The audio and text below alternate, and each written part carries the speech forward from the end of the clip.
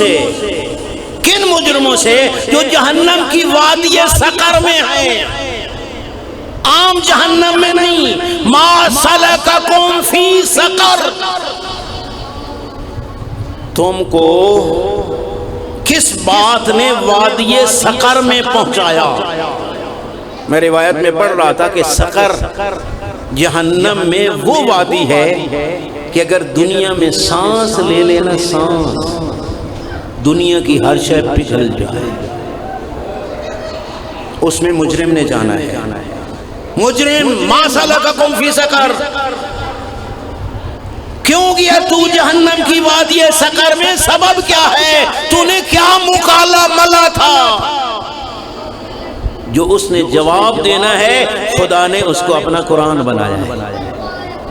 اور کیا کہیں گے وہ؟ قالوا لم نکو من المصلین، ہم نماز نہیں پڑھتے تھے۔ پہلا جواب جو یہ بدبخت دے رہے ہیں یہی ہے کہ لم نکو من المصلین، ہم نماز نہیں پڑھتے تھے۔ ولم نکو نطعم المسکین، ہم مسکین کو کھانا بھی نہیں کھلاتے تھے، جس کا نتیجہ کیا نکلا؟ جہنم کی وادی سقر۔ اس لیے میرے بھائی اور بزرگوں، میری اپیل ہے خدا کے لیے، نماز کو اہمیت دو۔ نماز کے بغیر چارہ نہیں ہے۔ قرآن بھی یہی کہتا ہے، سید الانبیاء بھی یہی کہتے ہیں، اور روایت جناب زہرا سلام اللہ علیہا سے نماز اہمیت۔ کربلا میں اس کا معراج ہمیں نظر آتا ہے۔ مختصراً میں اگلی حدیث کو مکمل کر دوں۔ پہلا 51 رکعت نماز۔ دوسرا فرمایا نماز میں بسم اللہ الرحمن الرحیم کو بلند آواز سے پڑھنا۔ کچھ نمازیں آپ کو پتہ ہے کہ مرد پہ آہستہ پڑھنا واجب ہوتی ہیں نا، جس طرح ظہر کی ہے اور عصر کی، دونوں پہلی رکعتیں آپ نے آہستہ پڑھنی ہے، اور باقی جو صبح کی ہے یا مغرب کی 2 رکعتیں ہیں یا عشاء کی پہلی 2 رکعتیں ہیں تو ان کو آپ نے بآواز بلند پڑھنا ہے، جس کو جہری نماز کہا جاتا ہے۔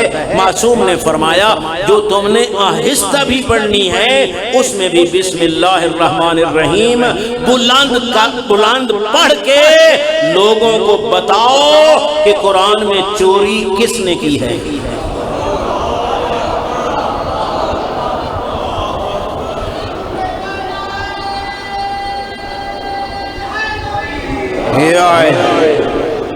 بلند آواز سے بسم اللہ الرحمن الرحیم پڑھو۔ کہا تو شیعہ کو جاتا ہے نا ان کا قرآن اور ہے۔ معصوم فرماتے ہیں 114 آیتیں تم نے چرا لی۔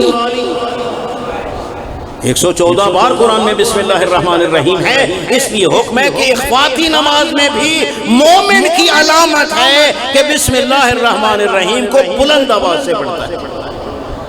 تیسری علامت فرمائی وَالسُّجُودُ عَلَى الطِّينِ، جو مومن ہوتا ہے وہ سجدہ مٹی پہ دیتا ہے، مٹی پہ سجدہ دیتا ہے میرے بھائی۔ اور کیا بہتر کہ وہ مٹی ہو خاک شفائے کربلا، اس پہ سجدہ دے۔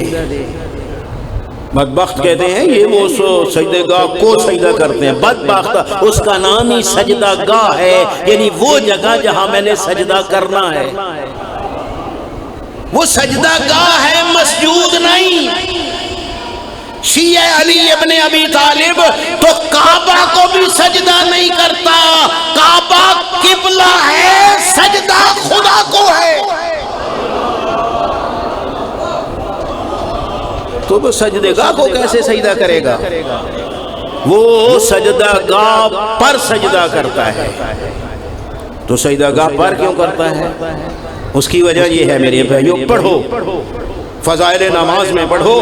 گھر میں آپ نماز پڑھیں گے ثواب اور ہے، مسجد میں جا کے پڑھیں ثواب اور ہے، جامع مسجد میں پڑھیں اور ہے۔ یہ پیشانی جہاں ٹکنی ہے اس جگہ کی عظمت نماز اور نمازی کے مقام کو بلند کر دیتی ہے۔ کربلا میں جا کے پڑھو گے اور ثواب ہے، مدینہ میں پڑھو اور ثواب ہے، بیت اللہ الحرام مسجد الحرام میں پڑھو اور ثواب ہے۔ ہم ہر روز کربلا تو نہیں جا سکتے، وہاں سے خاک منگوا سکتے ہیں، یہاں شور کو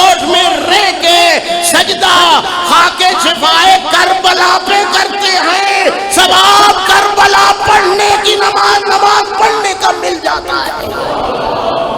چونکہ پیشانی کس پہ ٹکی؟ کربلا کی خاک پہ ٹکی۔ جس خاک پہ پیشانی ٹکے گی ثواب اسی خاک کا ملے گا۔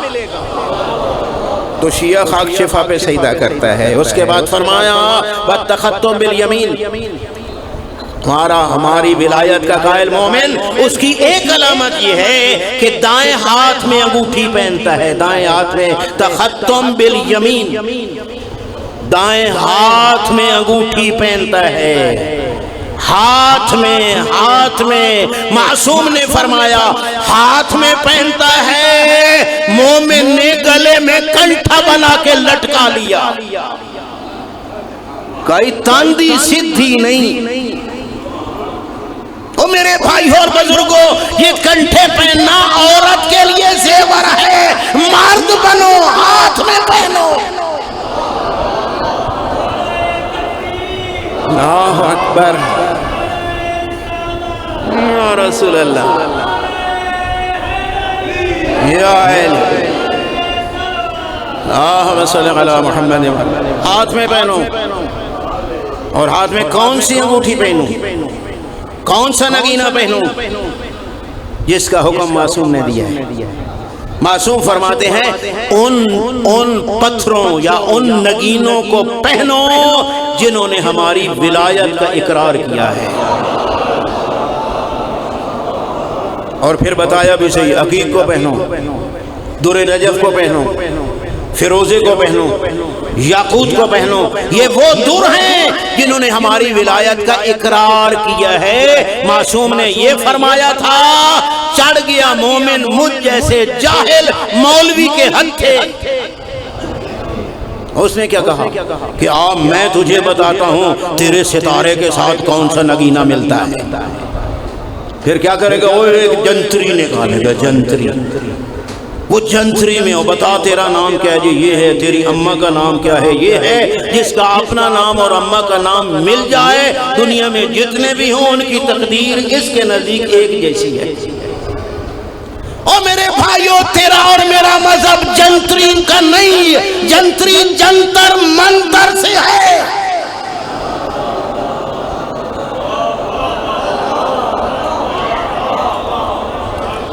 جنتر منتر کے پیچھے نہ پڑ، تیرا اور میرا مذہب قرآن ہے، چاہے سامد ہو چاہے ناطق۔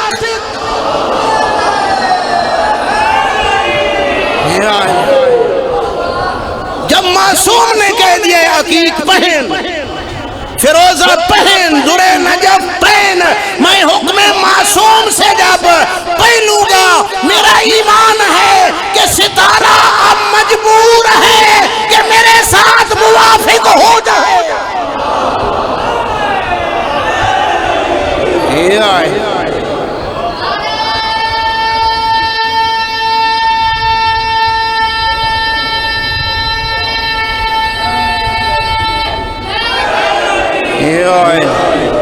ان چکروں میں مت پڑو،